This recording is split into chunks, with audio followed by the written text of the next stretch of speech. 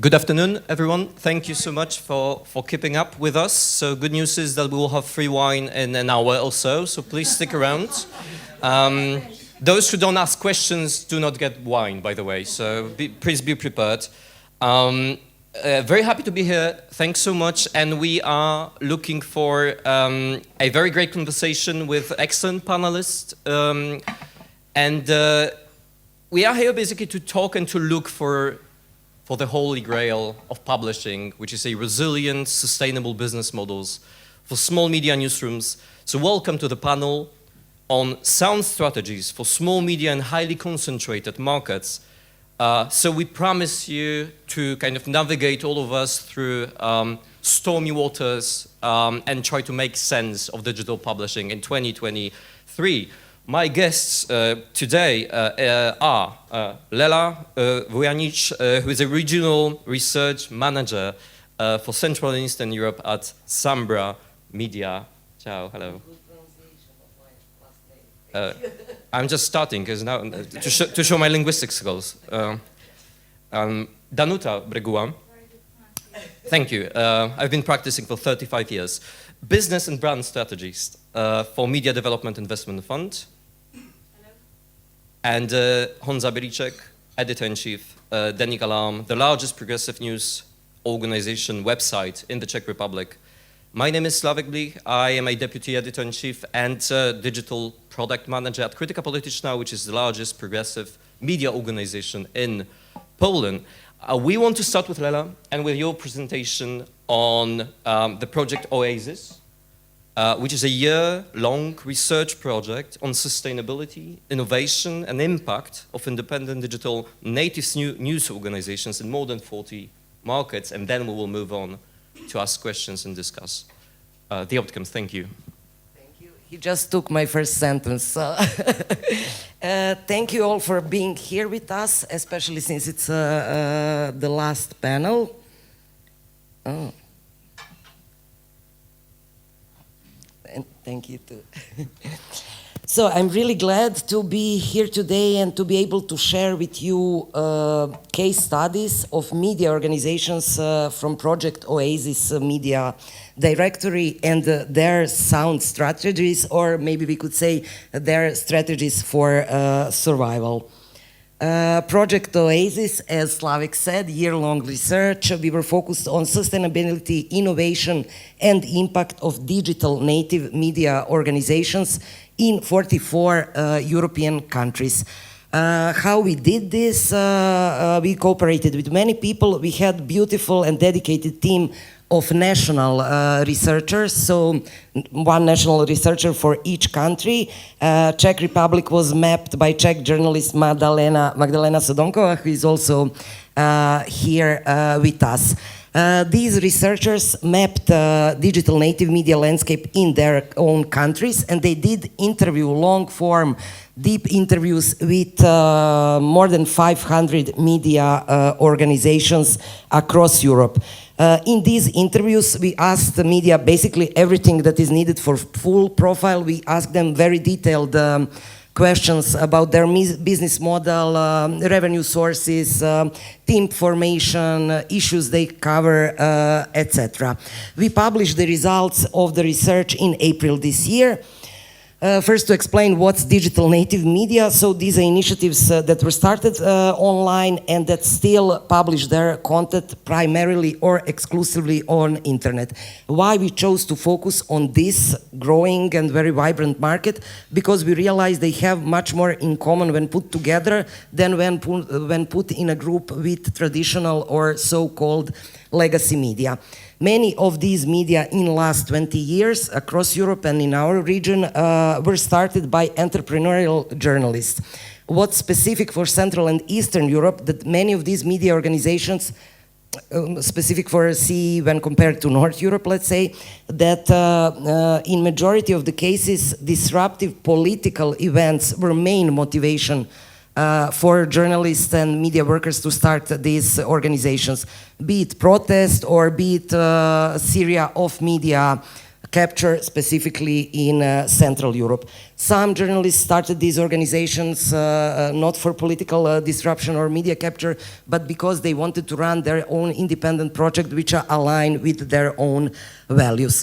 I will move now on case studies, so examples of media organizations from our directory and their strategies.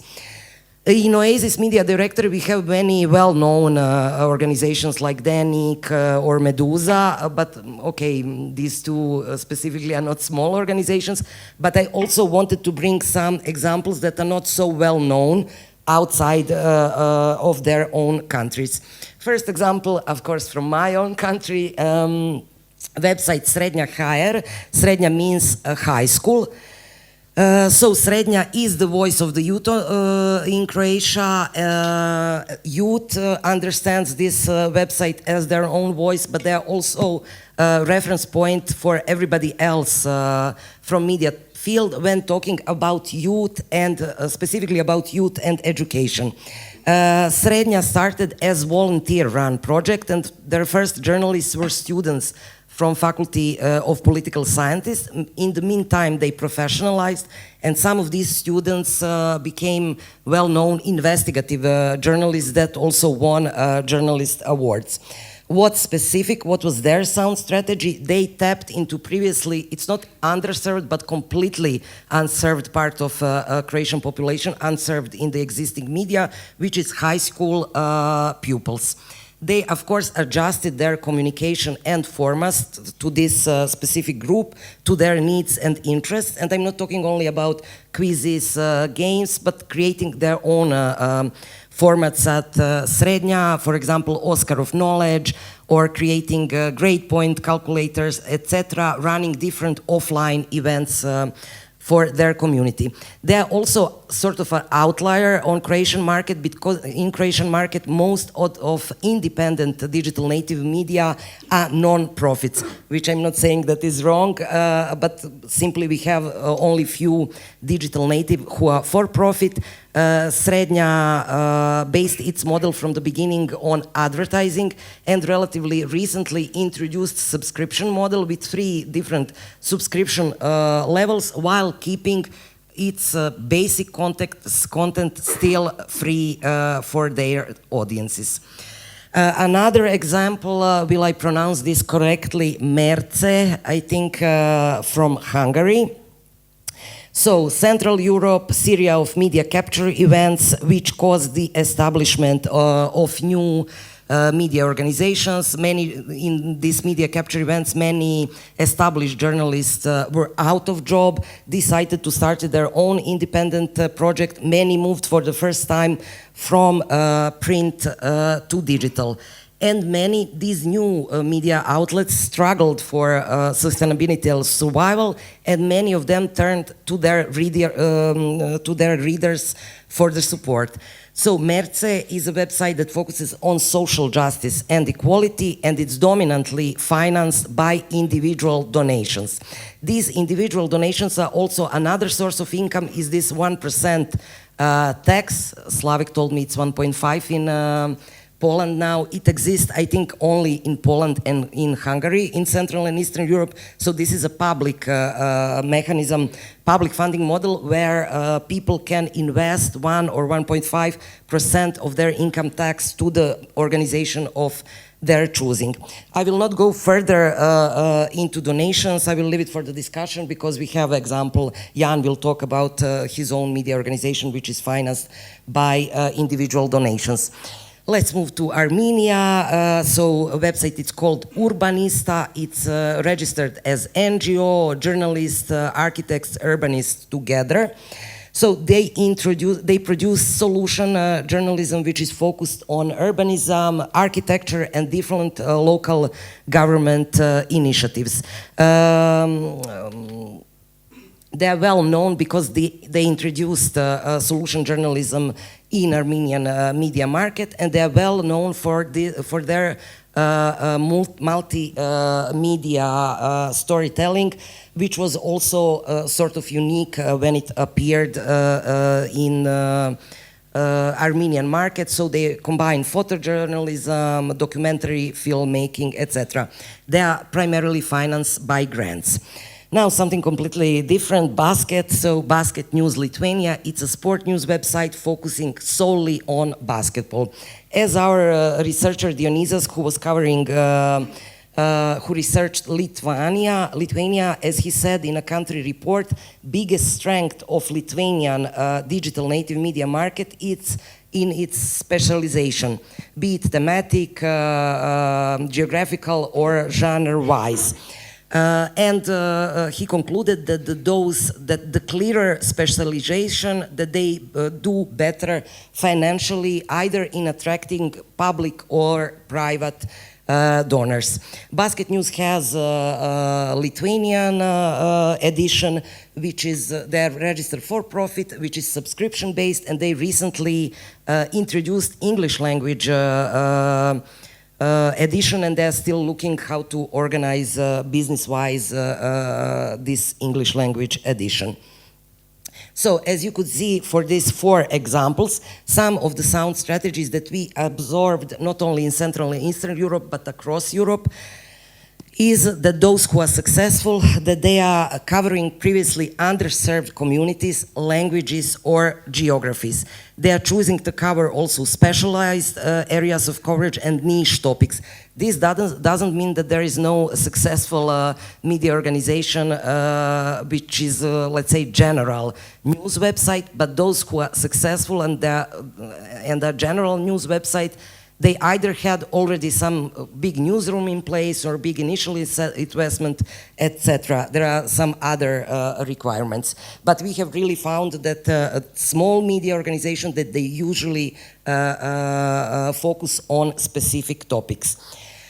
We have also found that they are very much involved in new product development and diversifying their revenue sources. So we asked very detailed questions, all media organizations, about their revenue sources. We didn't ask, is it just grants or advertising, but subdivided types of grants, types of advertising, types of reader support, etc. And we have found that optimal number of these diversified revenue sources is 3 to 6. We have also found that those media organizations that invest in business development or in specific in people working on these positions, business development or sales, that they tend to earn 3 times higher on average than those who don't have people on these positions. Many of them also develop innovative journalism formats or simply follow newest trend with journalism techniques, and all of them definitely develop multi-channel interaction with their audiences. So I presented only 4 case studies. I have one more from Colombia, Bogota, but anyway, in our media directory we have 540 organizations from 44 European countries. You can search for them in this media directory. Each organization is represented with a profile, but you also have advanced filters where you can search, for example, all hyperlocal media in Europe which cover environment, or all feminist media, or this and that. At the same address, project-oasiseurope.com, you can find media directory, and you can also find narrative report. So we got a lot of data from media organizations while interviewing them, and we wrote this narrative report with our insights or trends as we observed, opportunities and challenges of digital native media, and you have different subsections about information, business strategy, etc. All materials are accessible online, and you also have country summaries where all these trends and metrics are broken down by country. And my last example, luckily our organizer Marek is not in this room because I promised to focus on CE only, but I fell in love with this Mutante from Colombia. I recently interviewed them. They are really very unique. So they started in 2018 on the backdrop of Latin America social movements, and this spirit of social society and of civil society and social movement is the most important angle of mutant journalism.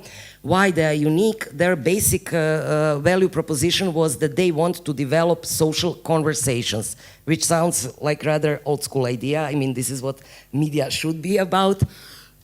But they are quite experimental at every stage of their process. They have this triangle framework. In short, it can be explained as act, speak, understand, and act. And at first stage of the process, they initiate conversation communities. That doesn't necessarily mean that they create completely new communities, but they identify some issues that they are good for collective exploration. For example, they run a story about people, mental health of the people who are working for Colombian state government and government institution. And first they initiated call to action. So they ask people to fill the survey, and they have more, I can see people laughing, but remember that Colombia just ended long civil war, and people really have, who work for a state really have problems. So they got more than 300 responses, and this enables them to create a database and to cluster issues.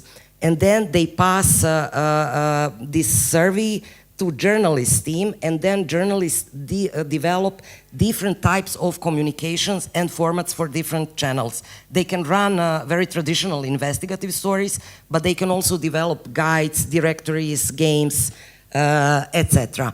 And they also have third angle or third phase, where these conversations happening on multi-channel on different social media, where they analyze these, another team of analysts analyzes these conversations and looks for any information vacuum, any type of misinformation, any type of propaganda, and then they reiterate the first story. Their main funding comes from social conversations. So 60% of the funding comes from social conversations. So there is somebody financing. It can be philanthropy. It can be some other NGO. It can also be a private sector. They also have Mutant School and Mutant Studio, where they teach others how to initiate social conversations. And they have membership program Mutante in Pyjamas, but which accounts only for 1% of their funding, and it's not really a financial strategy, but more a strategy of their community to be together and explore issues.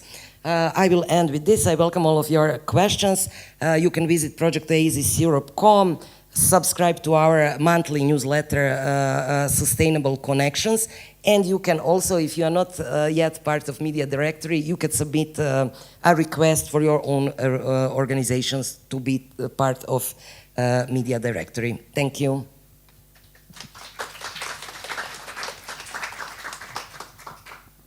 Thank you. I love the fact that we are sharing a microphone, even though we have two. It actually proves that socialism can work.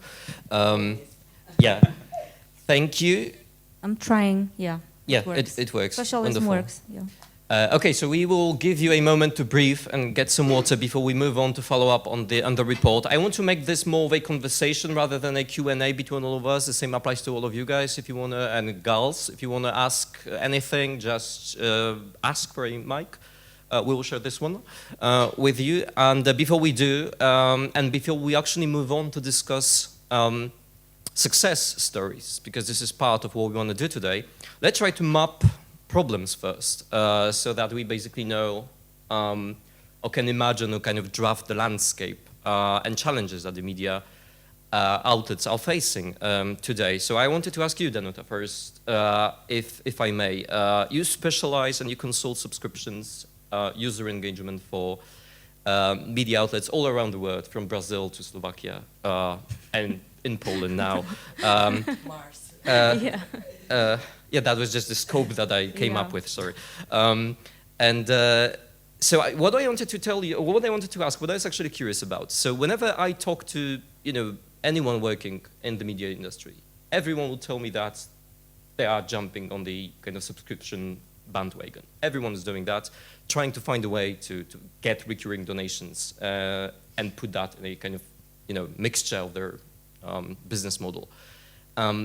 But I mean, how long can this work? So this is basically the question I wanted to ask you. Is there a moment of saturation in the market so that there is simply not enough space? And are we heading there? Hello, everybody. Thank you for asking about this specific topic, because I have an impression as a long-time attendee of many conferences around subscriptions, reader revenue models, audience revenue, whatever you call it. For years, I can see we're entering a new era of like a second cycle of subscription hype, which is much more informed. In comparison to the first one, when mostly big companies were experimenting with paid content. Some of them were successful, some of them were successful just because they were big, but considering their scale, it didn't make them more sustainable than in the past. And of course, there are hundreds of failure cases. Which is not the worst thing, because most of the publishers that I've been talking to, they kind of after some time that passed, they can perfectly diagnose what didn't go the way they imagined. I think that there are some universal challenges that everybody. It doesn't matter if you're an outlet that belongs to a global company, or if you're a local media outlet with 15 people that just sometimes are facing, which is like the general changes in how people use, like consume the news, right? Like, say, I'm thinking about, for instance, like how long it took, and it's still taking time for many publishers to actually adjust what they publish to the algorithms of Google search, right? But right now, like we're already entering the era where more and more users are actually looking for content, even like serious content, like say regarding, like related to, I don't know, the conflict in Gaza. They're looking at through TikTok search or things like that. So there are like, you always feel like you can't really get there, because the moment you're getting there, the reality is completely different. And it's same for everybody. But there are also some local circumstances, like Peter left, but probably like Peter Erdely, because we've talked about it a lot. But I think many people here recognize that the reality of how people are approaching subscriptions, paying for intangible goods, and also what are their preferred means of payment is a completely different story than what we learn from, say, the benchmarks from other more advanced markets. So it's all about like looking for the benchmark that is of your size and that is that shares your ambition, I would say. And the most worrisome thing that I recognize is the general trend of the so-called news avoidance or news fatigue. Like almost 40% of people worldwide, according to Reuters Institute report this year, says that they just are they feel they're so snowed under the news that they stop consuming it at all, which is even bigger for young audiences. And that's something that is like a common challenge for the whole industry, everybody in the industry, no matter the role, not only for journalists. Yeah, before I move on to Jan, can you give us some example from the top of your head of something, of a subscription idea or a project that went terribly wrong? Yeah, but I wouldn't. You don't have to call names. Just yeah, like yeah, like I won't probably I won't like share the names, but the common like failure case goes like this: like you don't know nothing. Like you don't know a shit about your audience. Like and it doesn't really matter if you're brand is a legacy brand or if it's a new brand, because for legacy media, like there's many legacy media are still trapped in like how they projected their brand like 20 years ago, 40 years ago, and so on. So, and it doesn't really match with how people perceive the brand and its role in the society. Second thing is that very often it's just one person, like some like poor guy or girl in the marketing department that is running that, and obviously as part of like their daily diet of tasks. So of course it's not working, and because it's not working, like after 2 months of enthusiasm coming from, I don't know, 50 donations from regular people, everybody lose enthusiasm into that, lose hope, and everybody like step back. And that's the failure case. And it's very easy to avoid, but somehow it's replicable still, although there are so many examples of how to approach that in a more in a more structured and safe way. Okay, thank you. And Honzo, what I wanted to ask you is, with a little context, some of you might know Brian Morrissey, who is a researcher and a journalist who has a very interesting newsletter and podcast, the Rebooting Show, and they recently published a report on subscriptions, and there was a very interesting metaphor in which he describes the publishing business as being similar to a football game, in the sense that if you have the ball on one half of the field, then basically all publishers just chase the ball, and then the ball ends up on the other part, and then everyone basically runs after the ball. And this is what actually reminds me, and what I wanted to talk to you about, when I wanted to ask you about the platforms, because that's another thing or major challenge that happened in the publishing field recently. So there was an era of, pivot to Facebook / other platforms that then started to bring traffic, and the traffic was massive. So all the media platforms then kind of, including perhaps most of you guys here, believed that those audiences belong to them. And they kind of got used to the large numbers that the Facebook and other platforms were bringing. And then Facebook pulled the plug and said that now we pivot to video, now we pivot to this or to that, or to internal linking, and the traffic is no more. And then many people obviously panicked, including like terrible business stories such as BuzzFeed and so on, and that went bankrupt actually because of that. So all of a sudden, people kind of believed or started to believe that they're larger than they actually are, because they did not have the audience they thought they have. How does it kind of reflect your experience working for Alarm? I mean, how important was that, and how did you basically navigate through that? It was important, and but there was one platform that was quite reliable for us, and it was like Spotify this time, or maybe SoundCloud or other, let's say, streaming platforms, because we developed a couple of quite successful podcasts, and that's where we established some kind of an intimate relationship with our readers throughout the podcast. And if you're and it takes time to, let's say, convert them from listeners to readers, but I have many examples of listeners who then, after maybe a half a year or a year, became donors themselves.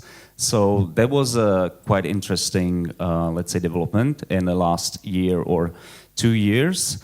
But apart from that, we were badly hit by, let's say, what was going on Facebook, and also, I don't know if you've discussed it today, but the major player on Czech media landscape is also like Seznam with its home newsfeed page, and these are like major players on a news Czech media landscape, and we're trying to develop let's say some kind of a digital emancipation project throughout our newsletters. We're trying to develop a new strategy how to automatize the newsletter, how to get our readers to subscribe to not only the newsletter, but the teams, the individual authors, and so on. Maybe that's the way how to deal with these, let's say, blackouts of platforms as well. We will see how we will manage in this regard. But yeah, it was a major blow, and it made us think to what to do next. We have to be ahead of these movements, because if you are trapped inside them, it's a disaster. Yeah, and you've already kind of numbered a few things that you've done, and I think that's what alarmed it with their podcast platform is simply incredible, and it's also something that is worth mentioning here. We'll go back to that. Let's go back to your research, Lela, for a moment. Can you give us and wrap up the negative side of this discussion? Can you say what are the main basically challenges or problems that you've seen throughout the year of doing research and talking to the media outlets around the world, whether it comes to the audience behavior, changing business models, or technology shifts? What is it that they say, this is the largest, the biggest, the most significant challenge that we have to face now? Mike. Okay. Some people definitely, there are 2 or 3 main problems or concerns specifically related to financial sustainability. One is this platform blackout, and in general changes in algorithms, because we also have in our research those who are social media natives, so they don't have websites at all, and they thought at first that they will somehow bridge some problems with this, but then they realize, no, we are constantly dependent on changes in algorithms, and we don't have any insight in how is this happening, cannot direct or cooperate in platforms with that. Apart from, and I don't have solution on this, I'm also reading about this in Rebooting Show, Brian, and he talks, there was a lot of talk about return to the website, which obviously is not going to happen. And then he's talking a lot about this primary engagement media. So, okay, people are theorizing different models, but basically we don't have a solution in relation to platforms. Another problem in terms of funding. So funding coming either through public funding mechanisms, or so governmental, or from the level of European Union, or private foundation and philanthropies, and this is what everybody said. The problem is that this is project-based funding, and they need to chase, constantly introduce new issues, write 100 articles about specific issues that was introduced from outside, from some foundation, and which is not part of their editorial concept. And yeah, everybody is basically forced to chase project after project, and in the process, they lose sight of what's important for their newsroom and what is basically what is their editorial concept. Yeah, I would say that these are 2 main concerns. I said it was a major blow for us, but it wasn't a major blow for us financial-wise, and I think maybe that's the key. How to avoid these, drops, and let's say how to deal with the social media blackouts and so on, is to have a devoted community of readers that are really engaged and they are willing to help you or donate anytime, and no matter what. So that's what happened with us. We have like a stable basis of donors, not subscribers, regular donors, or we are doing like 2 major campaigns, crowdfunding campaigns every year, and this helps to survive in these times as well. So it's important to have devoted, strong community. Yeah, so we're already basically on the field of success stories and good practices that we were supposed to discuss today. So let's try to follow this thread for a moment. Before I move on to Dana, I wanted to ask you, Honza, a little bit more about the strategy that Alam took. Alam just celebrated 10th birthday. Congratulations, by the way. Thank you. It was a great party. And they, I couldn't be there. But you made a very specific strategic decision at some point that this is the path to take to include your readers in your business model. So talk us a little bit about the process. So when did that start? What was the strategy, and what was the kind of the first steps and difficulties that you had? Yeah, you were talking about kicking the ball, and I think we were kicking the ball ourselves in 2019, at the end of 2019, when we had a major financial crisis, because at the beginning the Alarm was partially funded by one IT entrepreneur, but how it happens with IT entrepreneurs, he from day to another day decided to stop the funding, so we were in major troubles, and our only option was to reach out to the readers, ask them for help, trying to communicate why we are not going to install, let's say, paywall subscription models or anything, that we are, if they want us to survive and still exist, if they think that what Alarm is doing is valuable enough by itself, then they should support us. And it was a great success in this regard. I was, myself, I was really surprised by the outcome. And from then on, we trying to establish more in-depth, let's say, communication with the readers, how to motivate them to fund us, to help us. I was talking about these two bigger campaigns every year that we are promoting. There's stable, permanent, monthly paying donors, but also we need these one-time, one-off donors as well. So that's why we gathered, I don't know, thousands of people who are funding us otherwise once in a big amount or monthly every month. Yeah. So that's how we started. What was the second part of the question?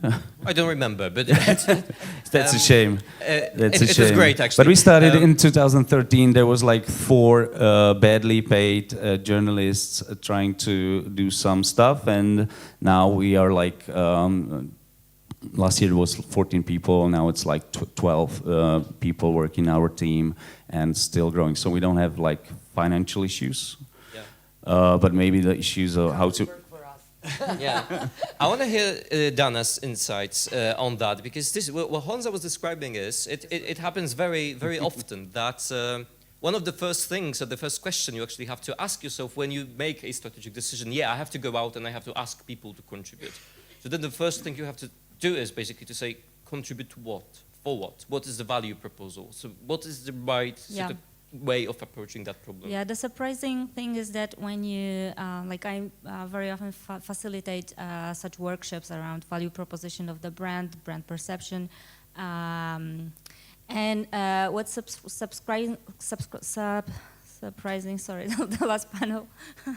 What's surprising, or maybe not for some of you, is that even people inside the organizations don't have perfect clarity what's the value proposition, right? And if you don't have the clarity and somewhat unity around what you're providing your audience with, your marketing won't work. And of course, we don't like the word marketing, and of course we can hide hide it, or put it, or hide it, hide it in a way that we say. Yesterday I was interviewing Thomas Bella from Denik, and he said that nobody is working in their marketing department, right?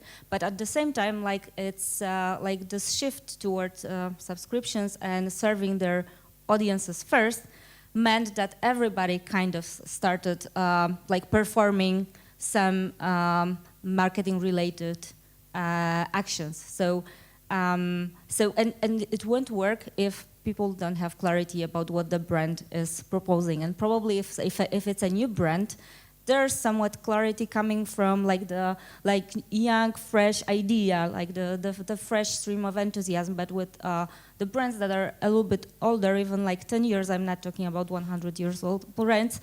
It's we've got many stakeholders, and it's the audience is getting a mixed, blurred message, And because of that, with this attention span of a goldfish that unfortunately we're facing, especially on the platforms, we can't get through. And that's the biggest problem. And it sounds like a marketing-related issue, but actually it's about concentrating every activity of the organization around one topic and one mission. And this is very hard. And back to your questions, one of those components of the failures I observed is no buyout in the organization. So you've got a lab of really enlightened people that are experienced, and they all listen to these American podcasts, and they feel like they have a clear idea of what to do with the organization, where to lead it, but with no buyout among the rest, the 80% of other people on the board. It just won't work, and people feel that there's no commitment, and many of those failure stories end up we knew that it won't work after only even after 4 weeks we already knew that we're gonna step back, right? So, or even before launching, right? So, so that's that. I want to ask a follow-up question, if I may, and use alarm as an example before we move on to comment on that, because it's super interesting when we discuss the value proposal, when we go out there and we actually say, guys, we need you to support us. So we've been discussing that in the previous session. Very often you would use a very emotional triggers. So we would ask, and this is something also that Alarm does very effectively, as a matter of fact. So you'd have a campaign, go out there and say, there is this that we will do, or this is something that we invest our time at, or this is a tech series that the Czech Republic needs. Please come and support that. But the question is, how long can this strategy actually work? I mean, how long can you kind of depend on people's emotions? And if there is one, a moment in which you have to say, there has to be a stable value proposition, so to say, that is more long-term, because people will not be able to work from one, or to be kind of triggered from one campaign to another. Shall I answer this? Please do, yes. Okay. I think that it will work until there is a space on a local media landscape for this type of journalism. You know, if there's too many subjects that is, for example, in our case, we were saying that we are representing the people that are not represented in the media so far. We are focusing on social issues. We're focusing on youth. And so on. So as long as we are still the, let's say, relevant, reliable source of information for these type of readers, it will work. But obviously, the media landscape in Czech Republic is pretty dense, and it could change anytime soon. It's one of my worries. Of course, there is a limit for these type of, let's say, crowdfunding journalism, whatever. So we're trying to focus on different type of sources of income as well, but so far it's like this on a Czech media landscape. So that's my answer. Yeah. Would you like to comment on that? Yeah, because in general I agree, but you know, the media are very different, and the perception of their brand and their mission varies. And in my opinion, it also, I think Peter Erdely during the last session, shared with us his observation, his insight that he believes that retention is rather transactional, while the first conversion is based on emotions rather. And that's also my observation, and also observation based on experience and based in you know, years-long analysis. It's and also there's one other thing. As with every, this is a just basic brand strategy theory. Of course, it is very easy in the beginning. You know, when I say easy, I would say relatively easy, because nothing is easy in the media industry. But it's relatively easy to convince to support us people that are very close to us, that are are very close to us, that were supporting us from the very beginning, or people that have been consuming our content for years, and the history with our brand is very long. So we're talking here about like the hardcore users, like heavy users, and it doesn't really matter if they like come to your sites like every day or 3 times a month, but they really feel that you're a part of their herd, let's say.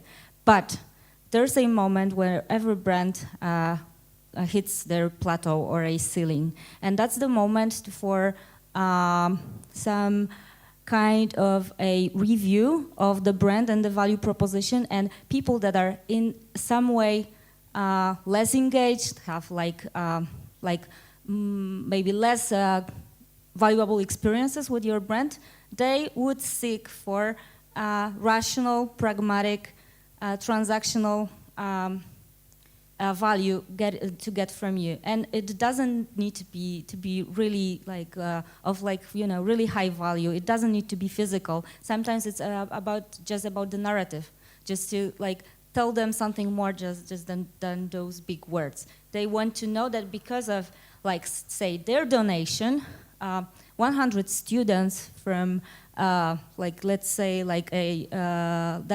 underprivileged region will get something thanks to your journalist, I don't know, like some kind of workshops, whatever. They want to know the rationale behind this decision. It doesn't need to be like very physical, like it doesn't need to be very like tangible, but they need to understand it in a more precise way. And I think that it's going to become a larger trend, because what we see when we observe, and I mean like all across all the industries that are actually active in marketing, in digital, like all the brands observe that the younger the audiences are, the more pragmatic and also mindful they are about spending their money. It doesn't mean their willingness to pay is lower. It doesn't mean their values vary. It's just they learned through their life in digital to get something tangible, to get a promise that is crafted in a very clear way,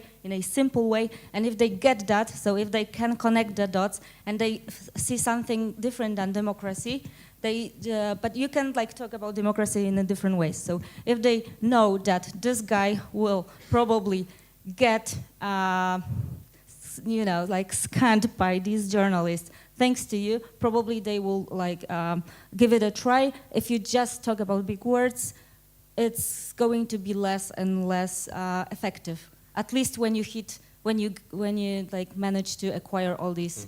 Hardcore lovers. Response, and then we will go to Lela to discuss also institutional funding and how important is that in the mixed revenue for small media platforms, and then I will leave some room for the questions. Just a quick reply. Obviously, like the big words are not enough, that's for sure. And the crucial thing for the funding or for finding people who are willing to donate is throughout the content. And if the readers see the results of your media, that, I don't know, you've done something important in politics, society, culture, whatever, they are willing to fund you more. But you can't run the media just on big words, draining emotions and doing nothing else. That's sure. Yeah, I mean, when I very often talk to the media outlets out there, and we discuss moving away from the platforms and trying to find an engagement strategy, most of them would say that it is a kind of a return to the cliche of content is king era, in which people would say, yes, we are back. I mean, the cut videos that will bring people to your website and then you can sell ads, this model doesn't work anymore. So the model that works, the only model that works, more or less, now the end, Yeah. I mean, not in the small market that we are discussing, for instance, now. That is also linguistically limited. Well, I want to go back to the question, more general question about strategies. We've discussed user engagement, subscriptions, because obviously this is something that is driving the business now. But obviously you can't really make a living out of subscriptions alone. I mean, Alarm is an exception. But I think that most media outlets need to have some sort of a healthy mixture of incomes. I wanted to ask you about that. I mean, when you talk to dozens and dozens and dozens of newsrooms, what do they say about the healthy mixture of income for the media outlets? Yeah, I don't know if Alarm is financed only by the nations, or you also have some other. I don't know if I said it already, but it's like 70% of our budget. Okay, but you have something else Yeah, also. Yeah. So I wanted to just to follow up on this. I didn't see anybody who has only one source of income or revenue stream. And also, we talked about donations and subscriptions, very popular to be supported by your readers. And especially, as Jan said, this can serve as a buffer in times of crisis or platform blackout or whatever. So it's popular, it's good model, but it's not like everybody can be financed this way. And as you said, some of you said, of course, if you were first in a specific market and if you are the only one with the type of content or approach, but if it's 100 or 10 similar media organizations, it's not like our small populations in Central and Eastern Europe have enough money to monthly support 10 different public interest media. So we definitely need to have other models also. So I'm a great supporter of public funding models. We talk here about sound strategies, and we talked a lot about business models, and sometimes it can sound you just need to be smart, first one in the market, and very entrepreneurial, and everything's gonna be great, but it will not. I mean, it will be great for some, but not for all of public interest media existing in, but we're gonna, we talked about socialism, yeah.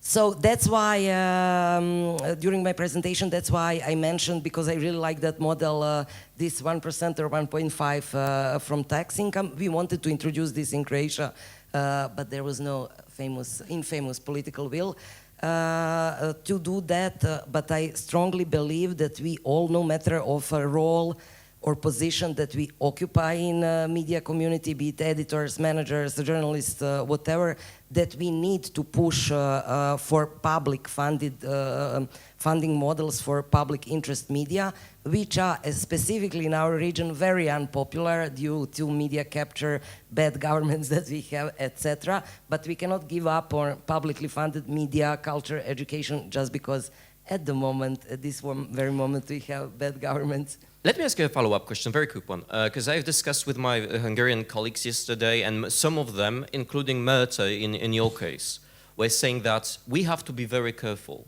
with getting money from any institution, even if the money is very transparent, like the European Commission say, because that might be seen as a threat to our credibility.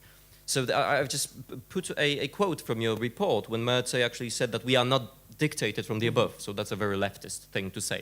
But the thing is that, to what extent is that actually sustainable? I mean, you should have to be able to do some trade-offs and say, yes, there is public funding, and the public funding is okay and can help us, I think. But do you think other cases where it can actually be a threat or compromise the brand identity or something? Yeah, in the eyes of your readers, for example. Probably, because in many of our countries, these public funds are basically used to extort political influence by those in power. But on the other hand, there are many countries in Europe which have really great transparent, non-corruptive public funding models. If I can mention our dear Croatia. So I had one 10 years ago, almost a suicide mission, a brief stint at Ministry of Culture of Republic of Croatia, where we implemented first ever national fund for non-profit media, and it was huge success. We had like €500,000 in total yearly budget, which is like small competition even for poor Croatia. So €500,000 for everybody who applied. It was specifically for non-profit media, and we succeeded in only 3 years to really elevate this scene. So scene was already vibrant, existing, but very precarious, many people volunteering, and in 3 years they employed, based on this grant, they employed core members of newsrooms like permanent employment, gathered new freelance cooperators, did more and more deeply issues they cover, and what was specific, Maja is here, and she's president of Croatian Journalists Union. So I need to say this competition was very controversial also, and heavily attacked from right-wing media and political spectrum. But what was unique, that we finance existing editorial concept. So you didn't need to invent new projects, new issues, you just applied with your newsroom as it is and with the thing that you do. So the competition was abolished. There was dramatic change of a government from left liberal to extreme right, far right, yeah. So I'm aware of the problems when talking about public funding. But yeah, I still think in every country we live, in every media environment we operate, that we need to push for a new public funding models for media, because media is not only a business but also a public good. Yeah, I've seen that Honza wanted to comment on that, but before I allow you to, I will just encourage all of you, if you have questions, comments, or would you like to consult anything about problems that you are facing, now is the time to do so, because I think we have 15 minutes or so. Yeah. No, I just want to say, you were mentioning Merce, but I think that tax assignments were, there was a great campaign by Partizan TV in Hungary, which they said that they told to their viewers and listeners that they should support them throughout these tax assignments in Hungary, and it was like, you can assign your taxes to any organization in Hungary, but they were like the fourth in nationwide. They were most successful in getting this money. So it's quite a unique thing that happened there, I would say. And I think many people from Merce came to Partizan a couple of years ago, and they are part of their team as well. So that's really interesting example how the public funding could work. We can't do this in Czech Republic, otherwise we would do that immediately. But it's a great example. Can we take any questions? Is there anyone who would like to ask something? Please do.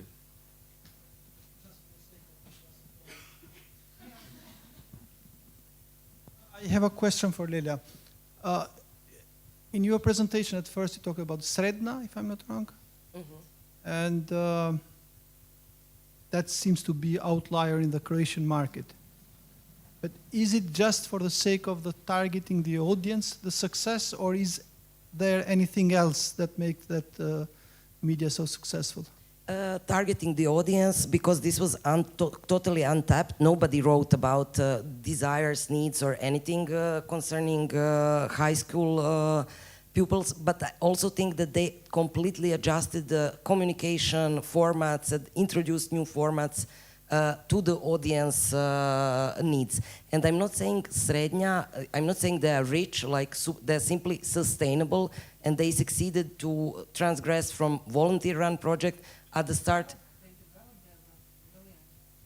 Yeah, but just not to present like, they have lots of money. They're also, testing things, and they introduced subscriptions only relatively recently. And this publishing house actually, so they established a publishing house, and they have now 3 new portals. Maybe Maya can help me. One is called Bauštela, so it's for people who work on construction, like manual laborers, because this is also completely underserved population. I don't know what are the other 2. One is pensioners, for retired people, also adjusted to their needs and issues. Yeah. I know for this mirovina, it's for retired people, but I don't know it. I don't know. Mm-hmm, okay. Sorry. I don't know it either. Yeah. Mm-hmm. Can we have someone else wanted to ask something? Yep. Thanks. So I have a question to Danuta, because you were talking about the different parts of our audiences. The first one was kind of like the core audience that has been with the organization for a long time, and that obviously is limited in number always, and you reach that plateau at some point. And then you have the wider audience of people who maybe don't use your platform regularly or are new to it, or yeah. And what if the expectations and the needs of those 2 groups differ? Because this is what we have found recently when we were we were doing some research in order to start redesigning our website, and we were doing surveys. And one group in which we did the survey was the group of our like core audience of people who are receiving our newsletter. And the answers we got from them were very, very different than the answers we got from people who we found through some online forums and wider groups. And so we found that what these people wanted from us was completely different, and we kind of struggled how to meet their needs and how to find some kind of golden ratio, or is there anything as such even, and how to manage those differences? Well, every case is different, but the surprising fact, surprising for many again, is that consumption is not always related to the willingness to pay for our services, but it works both ways. So the fact that people don't really consume your news that frequently doesn't mean they won't support your mission, especially if you're a mission-driven organization. So what I would do on your, if I was in your shoes, I would probably focus on the consumption patterns of both of these groups and try to move some of them to the first one that is more willing. And that you can do that by like trying to emulate, to replicate the behaviors of your core readers to your like those random readers that come to your site, say from social media, right? And with time, some of them should start act like their lookalikes that are more engaged. That won't work for everybody, but there are like if you constantly like that's one of the things that if you ask me what to leave the audience with, I would say focus on your product, because if you build your product, and by product I mean like the website, but also the content and the communication, the whole feeling, the whole experience that the person is getting. So if you build it in an iteration mode, right? So you're like constantly updating that based on the feedback loop with your users, you will know that some of them, you will catch this opportunity, seize this opportunity to verify if there's a need for an audio content from you, and probably there will be like some 10% of your users that would appreciate just this part, just this format. It's like I think this idea that like the ideal user will just consume everything we produce is very outdated. But I think also that like I'm convinced that if we find the right format for a person, it's enough. Even if it's just one format, it's enough for them to support all the other things we're doing. Yeah. Okay. So before we go, I would kind of want to quickly go back to the general question about institutional funding and when the money is where it's worth to go to find funding. And one thing we didn't mention, and I think that we should, is the European Union. So this is obviously something that is worth keeping in mind, that it's over there. And I know that many news organizations kind of think that it's overwhelming because of bureaucracy, because of the contacts you have to have.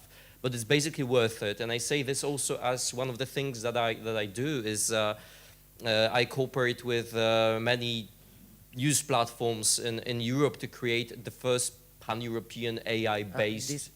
It's a Display Europe, yeah.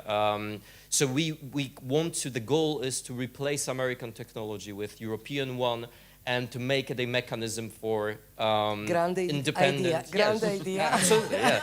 But that's this is like abolishing capitalism. That's European Union, isn't it? Dream. It's a large idea, and this is something that I wanted to ask you. I mean, in your research, is there an awareness that the money is there in the European Commission? Do people think that this is a huge chance for us to make it transformative? Or is it just something out of No. People reach do for them? think that recently we organized a webinar, Let's Talk About Money, where we gather our community media organizations in our directory and discuss with them public and private funding opportunities in Europe for media organizations based in Europe, and everybody was asking about Creative Europe specifically program, not display, which started only one is taken. recently. Yeah.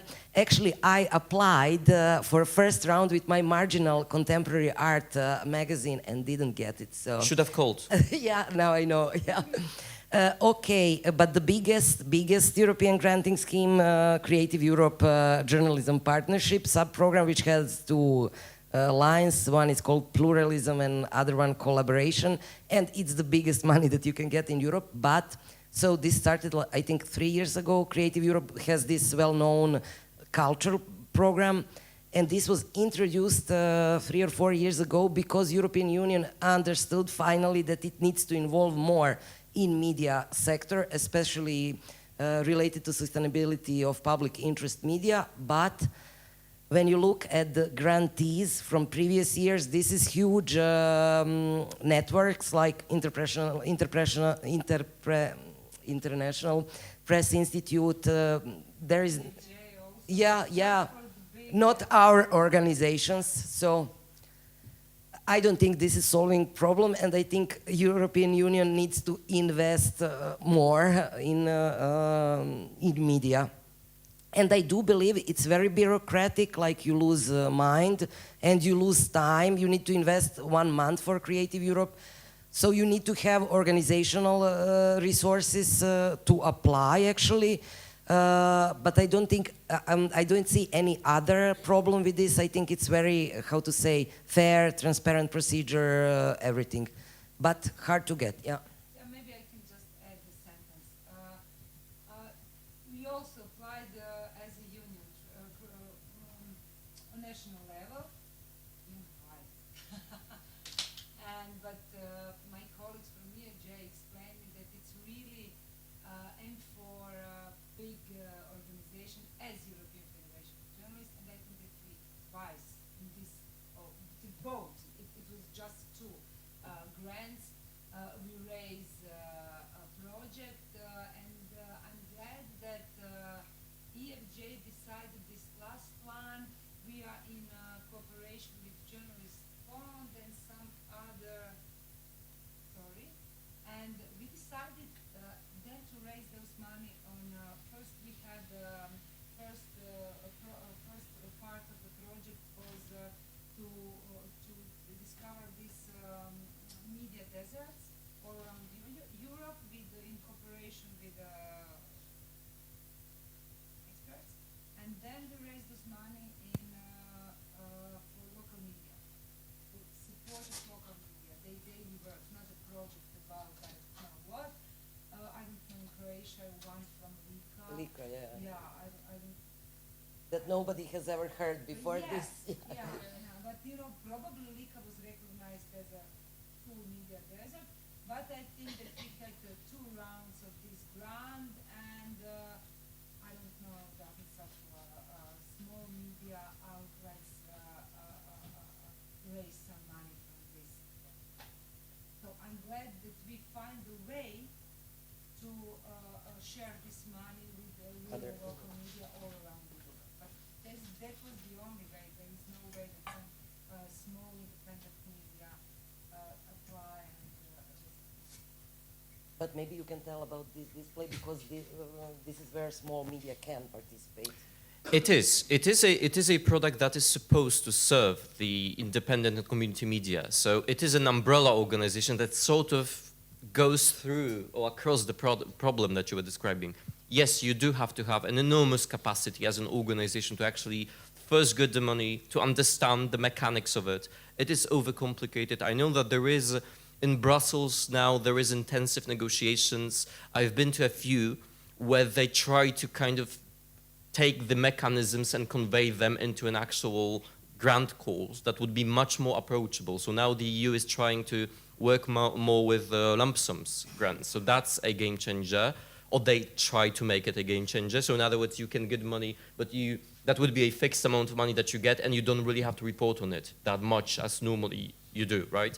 You just have to kind of calculate the costs in advance. It's still overly bureaucratic, but that's Europe. So there are certain, ideas how to do that. And Display Europe is one of them. So Display Europe aims to be a proposal for independent and community media. There are obviously different attempts how to do that. We are trying to develop the platform. We now reapply to get even more funding from the European Commission for the next years to be able to do that. We are approaching a moment when we will be ready to go live with the product.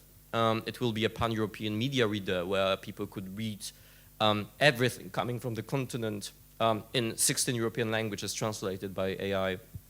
We want to do it open source, plus DeepL has to help. Between the open source is not good enough yet. But hopefully this will be also something that will have the capacity to get more and more media brands on board. So I'm more than happy, anyone who is interested, get in touch. And I can tell you how we can join, what you can get from it, and get you in touch with the right people. And as to wrap up the session that we are approaching an end of, I think, or over time actually. Yeah, one is over there, but it's not there anymore. What do we leave the audience with, Honza? 2 sentences.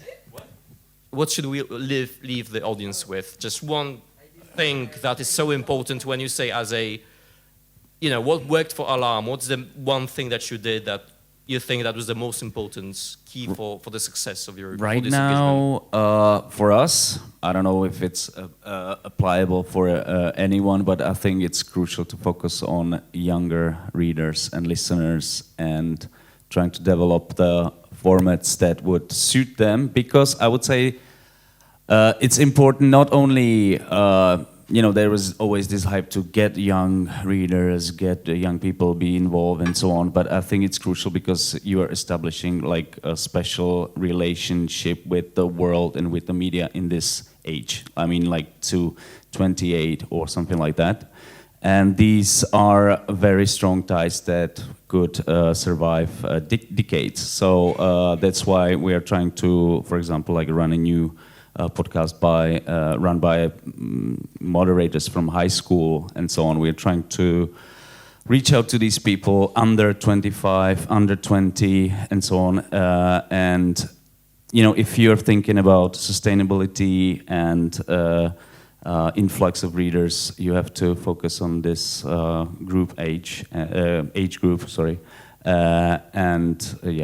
So that's what I'm thinking about right now, and how to reach out to these people, how to attract them, and how to establish like strong ties with these listeners, readers, and so on. Brilliant, thank you.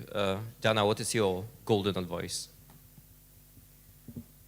Well, I would like to build up on what you just said, because I think it's very important, and not only because the young audiences will get mature soon, so we need to target them before they choose something else. But I genuinely believe that we don't exist in a vacuum, and with time, with a short delay, older generations are also adapting the behaviors, the consumption patterns, and the love for certain formats from younger audiences. So it's very important for every media outlet right now to actually master, publishing content on platforms like TikTok or others, still with the focus on the product, not on your product. But I really don't think that these strategies that are targeted at reaching young audiences are